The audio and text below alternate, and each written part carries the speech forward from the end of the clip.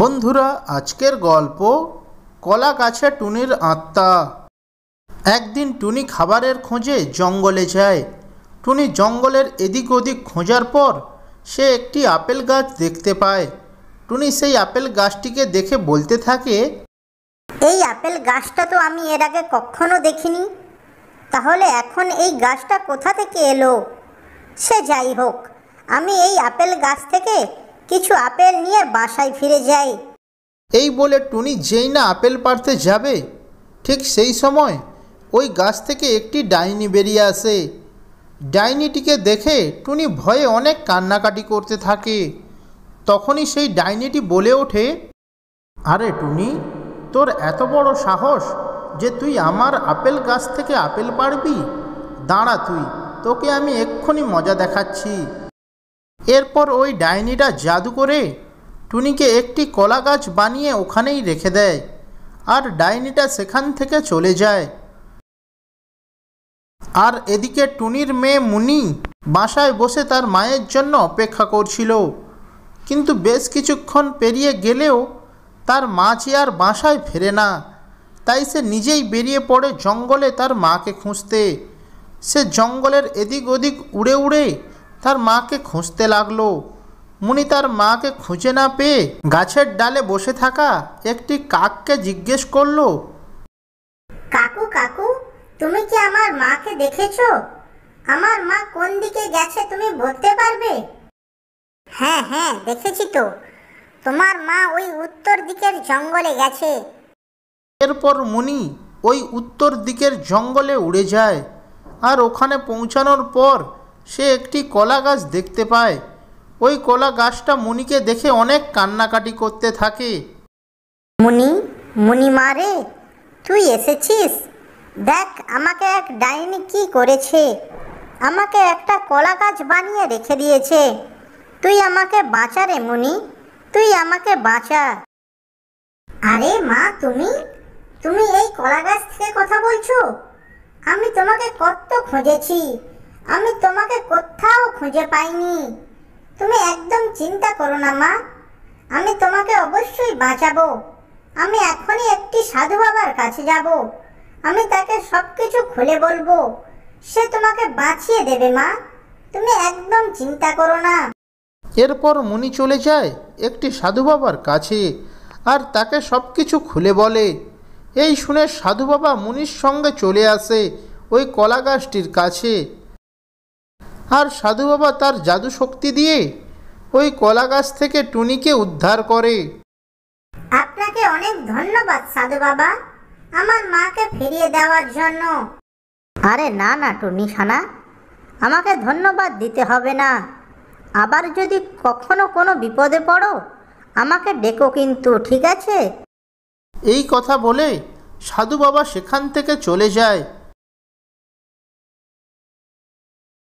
তারপর থেকে টুনি ও তার মেয়ে মুনি সুখে শান্তিতে জীবনযাপন করতে থাকে। ভিডিওটি যদি ভালো লেগে থাকে তাহলে ভিডিওটিতে একটি লাইক করে চ্যানেলটি সাবস্ক্রাইব করবেন। ধন্যবাদ। একটি টুনি পাখি একটি সুন্দর কুঁড়ে ঘর বানিয়ে তার দুই ছানাকে নিয়ে বসবাস করত। তার এক ছানার নাম ছিল মুনি ও আরেক ছানার নাম ছিল গুড্ডি। একদিন রাতের বেলায় টুনি তার দুই ছানাকে নিয়ে বাড়ির বাইরে বসেছিল। তখনই তাদের মধ্য থেকে মুনি বলে ওঠে, মা মা, আমার খুব জল পিপাসা পেয়েছে, আমাকে একটু জল এনে দেবে মা? ঠিক আছে মুনিমা, তোরা দুজন এখানে একটু বস, আমি তোদের জন্য জল নিয়ে আসছি। টুনি যখন তার মেয়ে মুনিকে এসব কথা বলছিল তখন পাশ থেকে একটি ডাইনি তাদের এসব কথা শুনছিল। এদিকে টুনি পাখি তার দুই ছানাকে বলে, আরে মুনি, গুড্ডি, তোমরা দুজন এখানেই বসে থেকো, কোথাও যাবে না কিন্তু। আমি এক্ষুনি তোমাদের জন্য জল নিয়ে আসছি। ঠিক আছে মা, আমরা কোথাও যাব না, তুমি যাও আমাদের জন্য জল নিয়ে এসো, আমার যে খুব জল পিপাসা পেয়েছে। এরপর টুনি পাখি তার দুই ছানাকে ওখানে রেখে সে জল আনতে চলে যায়। আর সেই সুযোগে ওই ডাইনিটা তার ছানাদের কাছে চলে আসে ও বলতে থাকে, হা হা হা হা, আজ তোদের আমি একা পেয়েছি। তোরা দুজন তো বাইরে বসে রয়েছিস, আজ তোদের আমি খেয়ে ফেলবো। হা হা হা। এই কথা বলে ওই ডাইনি ছানা দুটোকে খেয়ে ফেলে, আর ছানা দুটোকে খেয়ে ওই ডাইনি সেখান থেকে পালিয়ে যায়। এর কিছুক্ষণ পর টুনি তার বাসায় জল নিয়ে ফিরে আসে, আর এসে দেখে তার ছানা দুটো ওখানে নেই। এই দেখে টুনি পাখি খুব কান্নাকাটি করতে থাকে। আরে আমার ছানা দুটো কোথায় গেল? মুনি, মুনি, গুড্ডি, তোরা কোথায় গেলি মা আমার? আয়, ফিরে আয়। এই দেখ না, তোদের মা যে তোদের জন্য জল নিয়ে এসেছে। আয় আয়, তোরা জল খেয়ে যা মা। কোথায় গেলি? ফিরে আয়। এরপর পাশে থাকা একটি কুকুর টুনি পাখির কান্নাকাটি দেখে তার কাছে এসে তাকে বলে, আরে টুনি বোন, তোমার দুই ছানাকে যে তুমি আর কখনোই ফিরে পাবে না। আমি দেখলাম এক ডাইনি এসে তোমার দুই ছানাকে খেয়ে গেছে। তুমি এটা কি বলছো? আমার ছানাদেরকে একটা ডাইনি খেয়ে গেছে? না, এটা কিছুতেই হতে পারে না। আজ ডাইনি আমার ছানাদেরকে খেয়েছে, কাল অন্য কারোর ছানাদেরকে খেয়ে ফেলবে। এটা তো আমি কিছুতেই হতে দিতে পারি না।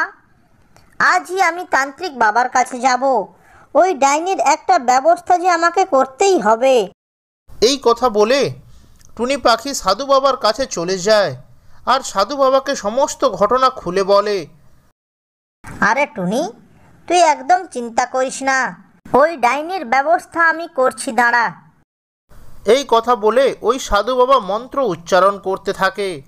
কিছুক্ষণ পর ওই ডাইনি ওখানে এসে হাজির হয়, আর সাথে সাথেই ওই সাধু বাবা ওই ডাইনিটিকে একটি খাঁচায় বন্দি করে ফেলে। তারপর থেকে জঙ্গলের সমস্ত পশু পাখিরা সুখে শান্তিতে বসবাস করতে থাকে।